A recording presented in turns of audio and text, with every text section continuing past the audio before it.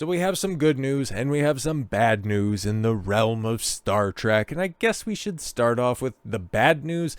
Well, it's not so much bad news as expected news, right? Because selectively thinking that one series is going to be taken out of canon is somehow going to make it somehow more tolerable to put up with the, well, coming on 2 decades worth of franchise abuse, but the interpretation that Lower Decks, a final episode, sent the entirety of Discovery into a separate timeline was always a bit of a stretch, right? Trying to use the iconography of the Klingons that they used in that series and then try to tie it up with another series showing similar depictions in a different timeline. That was always a bit of a leap. It would have been fun, and hell, it would have been music to the ears of many a lapsed Trekkie, but alas, that's just simply not the case, because no, the reports that Star Trek removed Discovery from canon with a Lower Decks episode are not true. Ah, shucks. A report came out a few days ago that Star Trek was erasing Discovery, STD if you will, from canon, which is not true, though Lower Decks did imply the show was in an alternative reality. Star Trek has been in a state that has had many fans unhappy even before Paramount Plus era, with Alex Kurtzman at the helm of the franchise, even with J.J. Abrams just about messed that up, making the 2009 version, it didn't feel quite right and didn't encapsulate the feeling of exploring strange new worlds that prior iterations of Trek had. The 2009 universe clearly established itself as an alternative universe where Spock went back in time to trail a Romulan who blew up the planet Vulcan using red matter. Yes, and because of how bad things have been under the stewardship of Alex Kurtzman, a lot of people have been thinking, we'll just put all this stuff in the Kelvin timeline. That'd be totally fine. Well, in so much as it's just been a gigantic waste of resources and everybody else's time. Like, how much good quality Star Trek content could be out there if it wasn't being dicked around with by an idiot? But I suppose it's trying to make the best of a bad situation. The events of the universe didn't unfold the same. Prime Spock did his best to ensure that Kirk and Spock led their universe together. Yeah, it's unfortunate that Leonard Nimoy was last in Star Trek in one of those J.J. Abrams films. Christ. But at least Spock got a decent send-off. Well, actually, an above decent, pretty good send-off with the Unification short that came out earlier this year. This treatment of continuity as an alternative universe kept old fans appeased while being able to establish new stories unburdened by the rules of their original universe. Lower Decks and Discovery, though it doesn't mean... Oh, I'm sorry. Yeah, we're both cut from a similar cloth, although, yes, Paramount Plus or Kurtzman are trying to erase the show as they're continuing forward with spin-offs, yes, based on Discovery, which are coming out in 2025, and one will be in a couple of weeks with that Section 31 movie.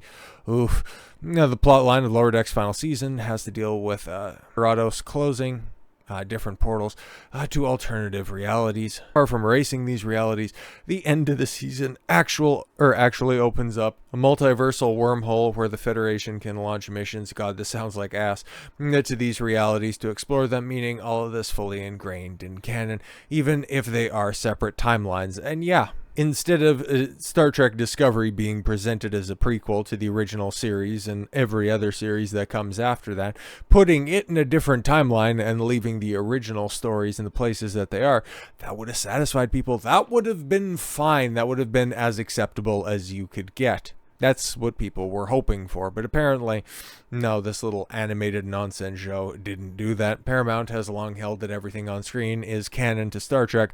No stance on this matter has changed. The final episode of Lower Decks, Stratos and its crew transform multiple times, and it gets caught in a rift of transforming them into different universe versions of themselves. In one of these universes, we see the Season 1 Star Trek Discovery version of the Klingons, whose manners and appearance were panned by fans as not correct as they redesigned them. Yes, of course, there's one interpretation. Well, I suppose the Lower Decks version, right?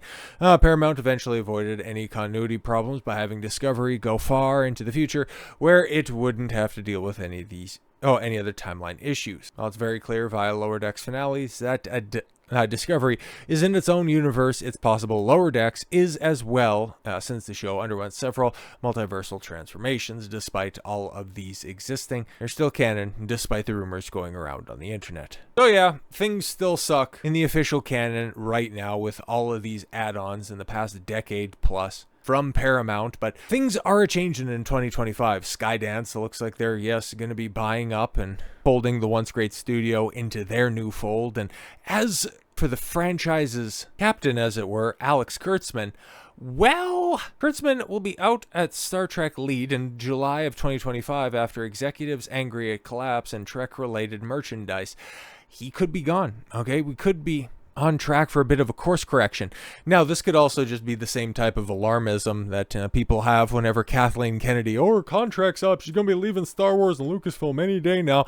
This could be cut from that same cloth. I will 1000% give you that. But unlike Lucasfilm, Paramount's not going through another rebranding. Disney might release bomb after bomb after bomb, but they aren't in financial straits the way that Paramount is. I think there is hope on the horizon for one science fiction franchise with Star as a prefix. Kurtzman's current iteration of Star Trek, which fans have dubbed New Trek, seems to be in a lot of trouble. According to rumors circulated, the alleged CBS contract reception of New Trek is apparently so bad that it's rumored Alex Kurtzman will be out of his position at Star Trek come July 2025. That's probably when his contract is up, because I'd imagine buying this idiot out would be fairly costly. Star Trek in its current iteration has not made fans happy. Star Trek Discovery ratings were dismal for the already struggling Paramount network, leading to its early cancellation when there were planned 7 seasons for the show. Yeah, because earlier in 2024, Discovery wrapped up, right? And nobody talked about it. And if he is out this year, well, he's apparently trying to leave with a bang, because in 2025, Strange New World Season 3, Star Trek Discovery's first movie in 9 years, is streaming, obviously, but how bad can things get? Star Trek is streamlined in 2025, but the franchise will boast a new streaming movie and a return to Paramount Plus's new flagship, Star Trek series, to celebrate Star Trek's 59th anniversary. So clearing house before the 60th? Hopefully, but even though they're trying to say that it's streamlined, it's more content than Star Wars is putting out. You got Andor Season 2, might get Ahsoka Season 2. Maybe, but that's not scheduled. Only Andor's on the docket. And of course, wrapping up Skeleton Crew. That's still going on. It's still going on, right? 2024, Star Trek on Paramount Plus closed the books on Star Trek Discovery, Lower Decks, both which concluded with Season 5, but Discovery and Lower Decks also bowed out with strong crowd-pleasing seasons. Sure. In July, Netflix premiered Prodigy Season 2, which boasts a perfect 100% fresh score on Rotten Tomatoes. How many critics reviewed that? Prior to like I said before, I'm not the biggest Trekkie, not at all. I just have never heard anybody discuss Prodigy. I've never heard anybody discuss anything that Alex Kurtzman has done. The fact that Star Trek Discovery had 5 seasons is a shock. Nobody talks about this stuff. It's a waste of a once great IP. However, yes, there's been no update on whether the fan favorite animated series will be renewed by Netflix, which, I kind of doubt it, because Netflix is, they're fairly brazen with the amount of money that they're willing to throw around, but even they have their limits. Yet the 10 live action and 30 animated half-hour episodes Star Trek fans enjoyed in 2024, not really, was a veritable bonanza compared to Paramount Plus's leaner and meaner Star Trek output on tap for 2025. And Section 31. Oh man, the next day after the release of Final Fantasy VII Rebirth, why are you doing that? Why are you doing this to people? 9 years after Beyond left theaters, a great way to bow out. Star Trek gets its first ever made-for-streaming film. Star Trek Section 31, which was supposed to be a TV series, I think I heard. But Michelle Yeoh's getting paid $12 million for it, so you would think it would be open for some. How are you going to recoup those costs? Holy shit. Which premieres, Friday, January 24th on Paramount Plus. Directed by Ola Tunde. I guess they're trying to save on the director. I've never heard of that thing before. And written by Craig Sweeney. Star Trek Section 31 is headlined by Academy Award winner Michelle Yeoh, reprising her Star Trek Discovery anti-heroine Emperor Philippa Gregoriou, whatever. Star Trek 31 Section 31's cast of characters includes Casey Roll as Rochelle Garrett and nobody gives a flying fuck. Strange New Worlds, Season 3, which is another pale imitation of what made this series great. And then you could also hope for, a giant meteor to hit Paramount slots to save us from anything else that could come out that is so cringe-inducing, because here's the thing.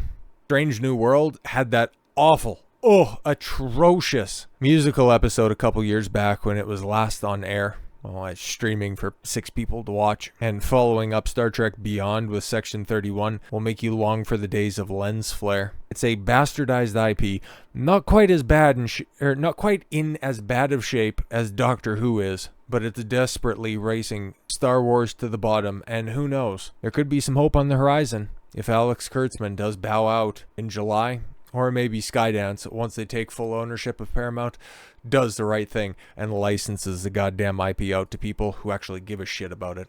So with all that said, thank you all very much for the gift of your time. I've been Don Consuelo. I want you to follow your gut and get after it. Take care, everyone.